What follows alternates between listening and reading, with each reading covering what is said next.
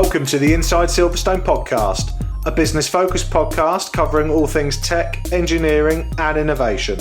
Hosted by me, Chris Broome, a huge tech, motorsport and gaming fan, and also the owner of Longhurst, a firm of lifestyle financial planners and independent financial advisors located in Silverstone, Northamptonshire. This is a series of unscripted and unpolished conversations with leading business owners, thought leaders and high-tech talent where we discuss their experiences within the Silverstone business and motorsport region. We will also be asking them to share their knowledge, insight and their thoughts on the future just for you. If you're looking to learn more about the Silverstone high growth region and commercially connect with like-minded peers, you've definitely come to the right place. Welcome to Inside Silverstone.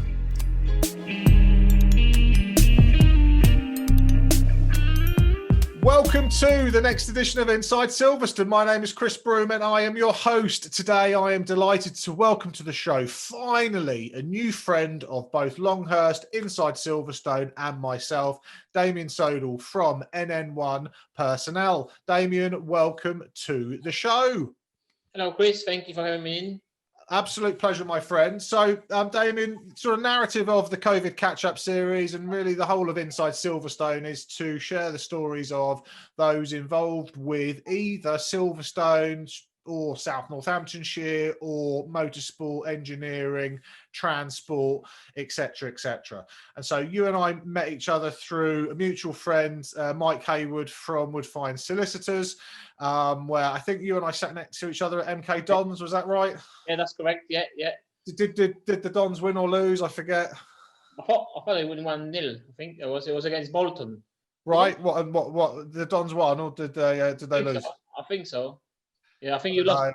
I think you lost the bet though because it didn't go your way. That's why. I don't think you got my way. I mean, the episode prior to this one that's gone live was Ben Peters from Roadwise, and I think he met us there, or he met me at another MK Dons event, courtesy of Mike. So to Mike, listening to this because you will be, no doubt. Thank you for the introduction, Damian. So Damian, NN1 Personnel, talk to us. What do you guys do?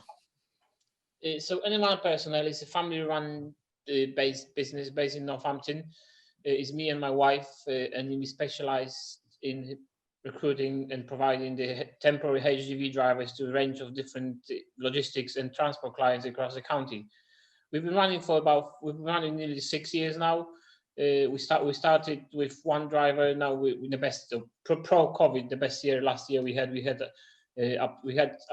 60 drivers. So we just a recruitment-based agency. Okay, so recruitment-based agency dealing in haulage, long-distance lorry driving, etc., etc. And so why did you set the business up? So why this type of business, and why set up a business at all? Why didn't you just become an employee and go and work elsewhere and have a bit more of a simple life? We've been employees. We've been pro to set up the business. Both me and my wife, we work within logistics. Maybe I will tell you why is NN1 and why we supplying HGV drivers, and maybe then I can tell you a bit why we set up the business in first place. Yeah. So logistics, because prior to setting up the business, we were working within logistics supply chain. So I've been working within logistics for about 12 years before we set up the business. So obviously that was our industry. So it was something we were familiarized with.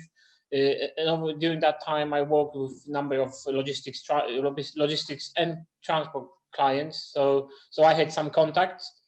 And the reason we started it was basically one of my ex-employees. He said to me, "Why don't you?" Because we were always searching for a business idea. We wanted to be a businesswoman and businessman. I think that was planted with myself mainly when I was a kid, because my parents would always do something like a business. So I was working since I was 6 years old, picking fruits and selling them, or empty bottles, or some others, odd small jobs to make some extra cash. So I was always searching, but I never actually realized I'm gonna end up running a recruitment agency. But then, I think as you search for an opportunity or an idea, the universe send you that opportunity. So that came to us in 2015 when my employer said to me, "Why don't you set up a recruitment agency? I've got a transport company. I use agency. I will support you. I'll give you all my business." And in a nutshell, that's how it started. we decided to give it a shot, give it a go. Justina gave up her full-time employment. I had to stay within my full-time employment for another 2 years, because the things I've learned over the past, that the people promise you a lot, but never really materialize unless you do it yourself. So I'm meant to be joining the company after a few months, but you know how it is, Chris. When you start, it's not easy. So the first 12 months was really a struggle. Wanted to close it down a few times because the business wasn't generating enough money to support us. But luckily I was in a full-time employment, so we could go by and pay the bills. Yeah. And in a nutshell, that's probably that's what we that's how NN1 was created.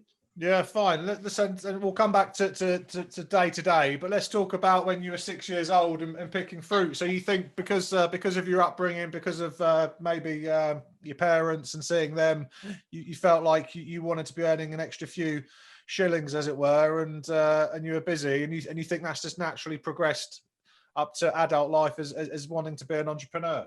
I think so, because I don't know. It was just I think. Yeah, it's probably because I'm actually thinking about a lot after the years. We've been reflecting on my journey and where did that idea and everything came from, and that actually took me back to my, like I said, I'm bringing, because me and my sisters, because we've got 3 sisters. Since early age, we had to do some extra work or whatever, because to support our needs and the family. Yeah. We grew up in a small village, and the money wasn't always there, so we were just always wanted to get something better, or just to improve life, or get let's say if I wanted to get myself a nice, I don't know, football, for instance, expensive football, then my parents not always were able to afford that. So obviously, but they said, oh, we give you some work over through the course of the summer. If you do that, obviously that money is yours, and then you can spend on whatever you want.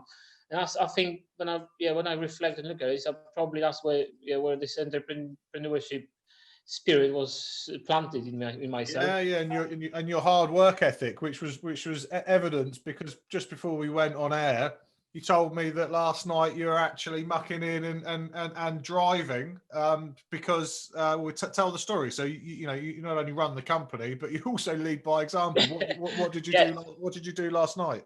Yes, yeah. Oh, well, last night I stepped in and actually drove myself. So I did a night shift for one of our main clients. Because when we set up, I never was a HGV driver. But when we set up the business, one of the idea we had to get myself a class 1, so which is so you can drive the lorry. Yeah. Just in case if there is a sickness or holiday cover or some extra requirements for clients, I can step in and provide this extra service. And that's exactly what happened last night, because one of our clients phoned us asking for some extra driver. We didn't have anyone except myself, but we didn't want to let down the client. So I stepped in and I went in and did the night shift, drove last night. So good. And how? So obviously this is a COVID catch-up series for the podcast. So how has been the sort of COVID experience for the company? Yeah, it's been up and down, to be honest. Let's say we are lucky, to be honest. We were lucky all through the COVID and through the lockdown since March, because we were still trading. We didn't actually close the offices or anything. We had a client, although our business shrunk in April, May, and probably June by up to 60%. Yeah, we're still generating some income, and our overhead's not massive, not high. So there wasn't any threats. But pro-COVID, to be honest, the first quarter of this year was because we grow year by year. Last year we grew 42%. And this year, this first quarter of 2020 was the best ever. So we had massive expectation. And then again, towards when the lockdown kicked in, went down by 60%, and that stayed probably till June. Towards the end of June, when summer holiday, people were released out and stuff. So that we slowly picked up, and it took us about another 2-3 months to gradually creep back where we were, but we're still not where we were before. However, in a good position now, as what COVID did good for us, but we actually started, because the operation wasn't that dynamic and it wasn't that busy. We actually sat down and had time to reflect and to actually start sorting stuff which we we know he was there, but we always put it in the back of a Sure. So you got to be just a bit more efficient with stuff that you were sort of putting off because you were. So we look at procedures, processes. We actually, to be honest, we actually increased our rate. So we increased our profitability by 25% because we knew we had to do it, but always been something, So we actually saw we spent it really productive because to start off, it was a shock. It's like a curve of change. Change when you've got something new, then you deny, you shock, and you don't want to hear about it. So it last probably for a week, and we were actually worrying about the business. What's going to happen? Are we going to survive or not? Sure. But then we sit down and had a good discussion with the team, and we said, we haven't done anything wrong. It's not like we upset our clients, and the clients have, it's across the board. So what we decided to do, all right. The COVID is here. Obviously, the demand is, at the moment it's not here. But what we're going to do, we're going to just carry on what we're doing. So we will carry on marketing, advertising, targeting clients, drivers, and to be honest, that proved us right. It was the right decision, and it was really, really positive. So, good. And this second lockdown so far hasn't really impacted our business at all. And presumably, with the run up to Christmas, you should be busy, right, with being in the haulage game. Yes, yeah. This is our busiest time. I must say it's not as busy as has been in the past years, but it's busier than, let's say, most of this year. So again, we are really fortunate position. Let's talk about how you guys promote yourself. So you mentioned that obviously you used the opportunity earlier in the year to focus on things like that. So first and foremost, what's the conference? Because I can see there's a banner behind you that says NN1 Conference hashtag. So what was that, and what is that? That was actually, again, that was idea which was born based on Mike Hayward's and his team's conference. They host 2 national conferences. Yeah. One spring conference in Duxford and one in Cranfield University, and we've been going to their conference for a number of years, and then one day, I must say, I think that was Sunday morning after a bit of a night out on the Saturday. Me and my wife sat down, with a hangover, and said that something like this is missing in Northampton. Northamptonshire is a massive logistics region. They call it the Golden Triangle because we've got loads of logistics and transport around us. And then we said there's nothing similar like in our area. So obviously, it starts with an idea, then you've got a thought, then you come into action, and you've got a result. So we had 2 conferences last year, and then thanks to Mike and his team, because he's been speaking on both of our conference, and the support was greatly. Without them, we wouldn't actually manage to do that. And we also had some other individuals from the industry who said, I'm willing to come and give you a talk, and that's how it started. Because the first one I think we had in June 2018, I believe, and last one, was October. Well, last one was actually, I can't remember the first one what it was, but the second one was in February 2019, and was a great success. Yeah, we hosted at Hilton in Collingtree. We had about 80 people there. We had people from police. We had Super Lorry, which Super Lorry is basically a lorry which is like a disguised lorry which goes and patrols M1 and all different motorways to. Highway England's donated 3 lorries to I think is actually Warwickshire police, so they can always target people who are not wearing seatbelts or they see them from.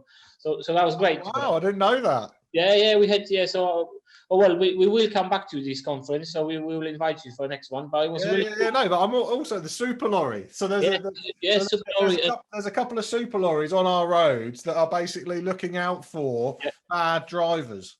Yeah, we've got at the moment they've got 3, I believe, and they plain white, and you've got 2 policemen with the camera running around, and obviously when they pull over or just drive around alongside cars or lorries, and if someone's on the phone or not feeling. Wow, we didn't know that. That's an exclusive. They radio. Let's say they use the patrol unit. Yeah.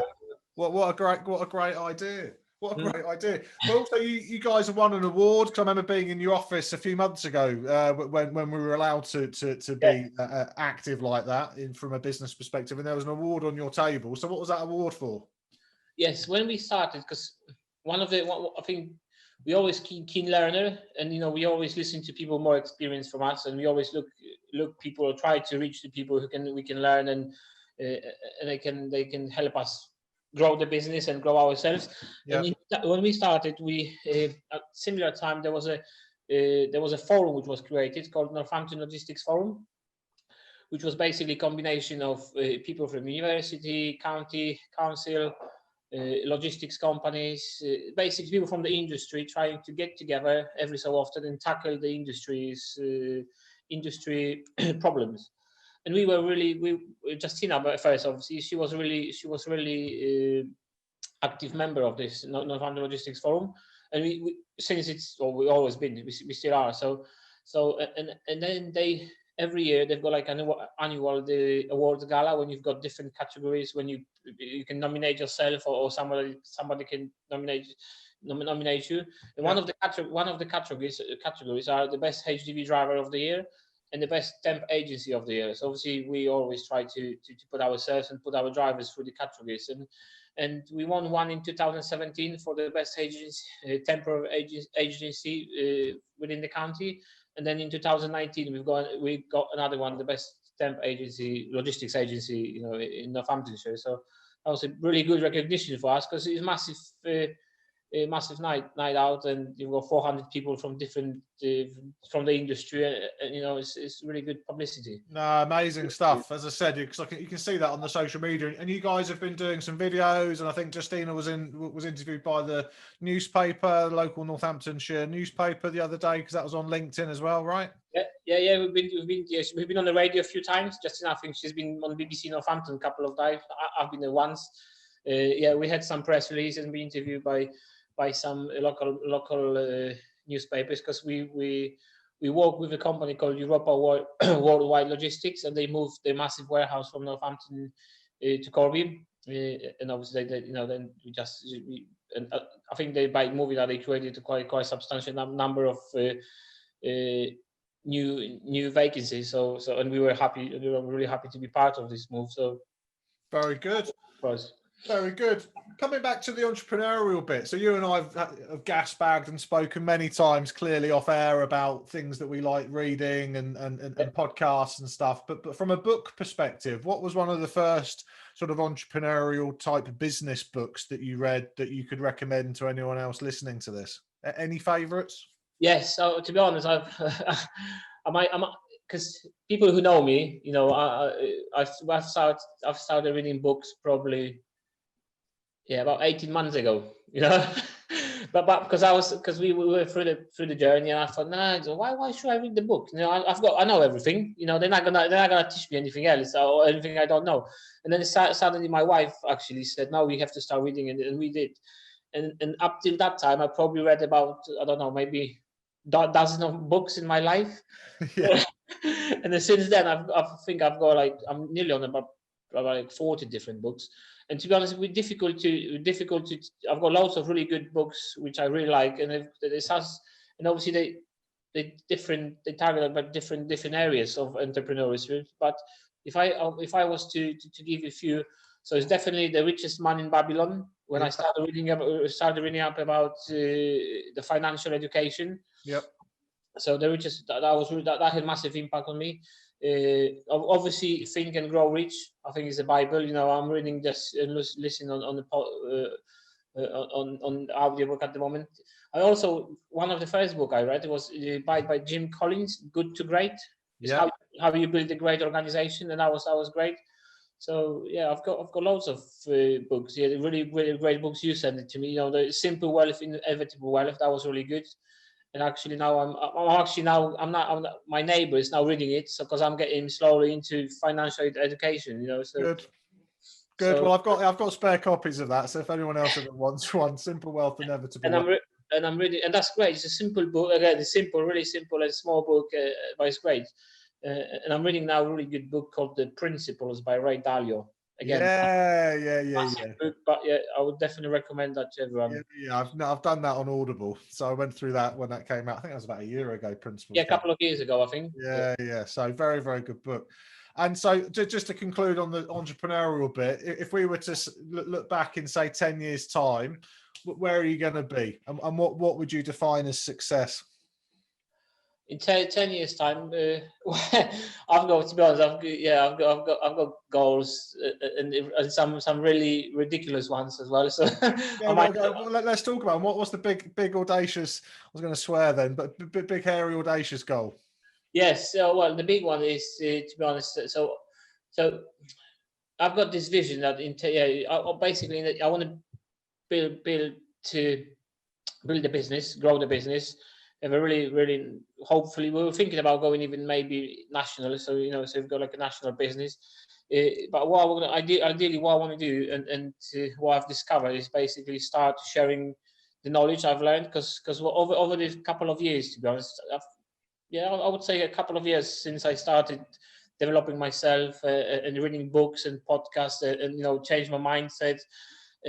And to be honest, suddenly the magic, as one of my friends said, the magic shit started to happen, And it's only 2 years, and my financial, my health, relationships, everything improved. And many people, I think they stuck.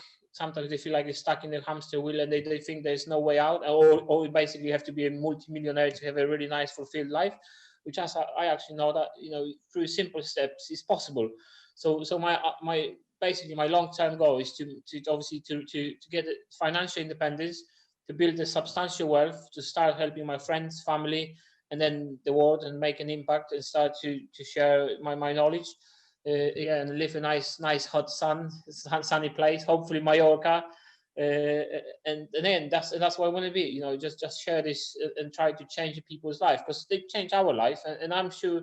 I'm working with one of my friends at the moment, trying to get him slightly out of this rat race and some other stuff. So yeah, so that's my ridiculous. Good. Well, I don't think that's big or audacious. I think that's imminently achievable, very sensible, and what a great way to live a life where you can give back and support other people. So because I never used to understand that. But again, obviously, Chris, every book you read, that's what the people do, and I think there's nothing more rewarding when you give something back. The feeling inside of it. It's not gonna buying things or spending money. It's not gonna get you that. When you see somebody smile or if you've got an impact on somebody's life, that's probably the best. Bravo. I couldn't have answered that any better. I mean, what a great answer. Right, Damian, look, we've done 10, 15 minutes, I think. We've been gas bagging for ages, which is phenomenal. So first and foremost, thank you so much for coming on the podcast eventually. I'm delighted that you've come on. It's just a shame Justina couldn't come on. I appreciate she's been poorly in the background. Talking about COVID, because obviously ever present, and hopefully vaccinations are going to be coming out in the next few months and eventually at some point next year, because we're still really young, Damian. Yeah, because we're just 40. I'm going to pretend that I'm still 21. At some point we're going to get a vaccination. I'll get one before you, actually, because I'm an old boy compared to you. But what are you and Justina personally looking forward to doing the most post-COVID that you perhaps can't do at the moment? The biggest one for me is basically freedom, in terms of obviously because of lockdowns and restrictions, and you can't meet. We're really sociable people, and we've got lots of friends and big families, and we also every week we spend lots of time together. So that's the main thing. I just want to go back to as it was, where we can meet wherever we want and spend some time with friends and close family, and traveling. That's probably, I would say that's football as well, because again, football and tennis. I can't just if I may complain about one thing, is I can't understand why they banned tennis and golf completely. I can't understand. Yeah, I certainly don't get why they've shut golf courses down. That's tennis when you socially separate it outdoor and stuff. So now I'm just looking to get it back. I know it won't be normal as we knew normal, but I just want to be able to actually be able to decide what to do with my own time. Have a bit more freedom, as you've said. Yes, that's amazing. And then see how it goes. But there we go. Right, last question. This is the most intense, hardest question I think you're ever going to be asked, Damian, ever in your life. Running a business, raising a young family, building a multinational business based out of Mallorca eventually. Yes. This is the question. So I'm going to give it a little drum roll. Damian from NN1 Personnel, what is the king of crisps? What? What is the king of crisps. Crisps. Crisps. What's the best packet and flavour of crisps? I would say cheese and onion, McCoy's. Ooh, gone for the deep ridge McCoy's cheese and onion. Because they fit, you can. I like Walkers as well, but now McCoy's. When you get one, it's just like yeah. Yeah, they're incredibly Moorish, aren't they? We've had a few McCoy steaks answered to this question, as well as a few other sort of cheese and onion, but no cheese and onion McCoys. So very, very good answer. What do you think Justina's would be? I think she would probably go for I think Walkers probably. Yeah. Okay. Yeah, what flavour? I think the same cheese and onion. I think she likes. Yes. We tend not to eat too much crisps, to be honest. So that's because I don't know because I know every year you've got competitions of getting new flavoured crisps, and we're not up to date. So no, that's not an issue. Not an issue. But also because I was going to say, I was about to joke that your body's a temple, but actually you are. I just saw obviously on social media doing a month challenge to do 100 kilometres, right? No alcohol, 100 kilometres running. Is that right? Yeah, I actually changed that. I'm doing 110 during the lockdown. Yeah, no alcohol, and I want to drop to 2 kilos. So I'm on my 45 kilometers at the moment. So I've got 65 to go. Alcohol is fine. Yeah, the weight's not going that great, I must say. But I've lost few. I think I've lost half of a kilo, but I still got a couple of weeks. So but. Get busy running. You got to drop those 2 kilos. Come on, that's easy. You could do that in your sleep, surely. I'm going out tonight. So. Right. Okay. Well, look, the no alcohol thing's a good thing, right? That's the main issue I face is the few beers on a Friday night, right? Tell me about it. Yes, a few beers and then a few whiskies. Don't. Anyway, right, Damian, I'm going to make sure in the show notes there's links to your company website and obviously any other links that you want to provide me. Anybody listening to the podcast or watching it on YouTube that's looking for recruitment solutions for their haulage business, their transport business, NN1 personnel in Northamptonshire, and Damian and his wonderful wife Justina are the company to go and talk to. So find their details in the show notes. Damian, can I just ask one more thing? Because I thought, can I just mention something? Because obviously I've taken the opportunity to get a bit marketing out there. What we do, last year we come up with initiatives because we from Poland, obviously East European, and we know that many lorry drivers spend their Christmas away from families and friends and kids, and they stay actually in the UK in the lorries because they cannot come back for Christmas from a number of reasons. Right. So last year we decided to go and visit them, or not visit them, but go around county some services and see if there are people out there, and I just drop them some small gift, some piece of cake, maybe a bottle of beer, and some sweets, or just to brighten their Christmas for a bit. So this year we tried to do a bit bigger in terms of because last year was just out of the blue, just few days before Christmas. So this year we actually trying to do more structured and bigger. So we're looking for some donations and some other people who wants to get involved, so we can actually possibly maybe visit more people around the county. So I just want to say, if anyone would like to, is willing to donate or get involved in spreading a bit of Christmas spirit, and appreciate these guys because they do really good and really hard work. If you could contact NN1 personnel, that would be great. So let's just focus on that. So this is just to repeat. So this is for haulage drivers, especially ones that obviously live and based overseas, are stuck in England over Christmas. They can't get back to see their family and friends, and they'll end up spending Christmas Day, Boxing Day in a service station, sleeping in their cab, presumably. Yes. And you guys over the last year or two pop out to see them and send some of the team out just to give them some small gifts. And so how our listeners can help is this. So how can they donate, and what are they to donate? And if it's not a physical donation, but they can maybe give up time, what does that look like? What can they do? We're in the process of setting up the gift. I think it's how does it called? When you go when you raise some charity. So fundraising page. Yeah, that's the one. Yeah, fundraising page. So to be honest, we decided we're gonna get just a simple stuff, so like a piece of cake with some sweets, bottle of beer, because I think that's good for main of them is made, and that's what we did last year. And So people they can get involved physically, so they can actually come with us and go and visit these people, because they've got many different loads of service station, and obviously we can't do everything. So you can actually help us in distributing the stuff, or you can just donate something, or you can donate physical stuff. Like, again, if you want to buy a case of beer, or I don't know, or box of mince pies, or if someone wants to bake a cake and give us a cake, because that's what we also do. So, okay. So anything, to be honest, anything which, because I get,